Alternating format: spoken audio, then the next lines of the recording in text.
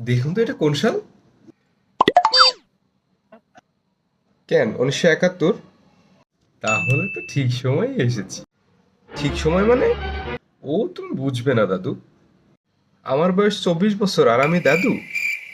আমার রুমে ঢুকলেন কি করে এইটা বলেন। আমি তো 2024 সাল থেকে এসেছি। কি? হ্যাঁ, চলো চলো মুক্তিযুদ্ধ করতে যাবে। আরে না না, আরে চলো তো। আরে ভাই আমি যুদ্ধ ভয় পাই, এই জন্যই তো আমার সরকারি চাকরি হচ্ছে না। দেখছো না আমি এই যে ইন্টারভিউ থেকে চলে এসেছি ডিরেক্টলি। তুমি যুদ্ধ করলে কি আমার কোঠাতে আটকায়? চলো তো। আরে না, চলো এবার কিন্তু তোমাকে যেতেই হবে। চলো চলো চলো। আরে না না না, না, বাঁচাও।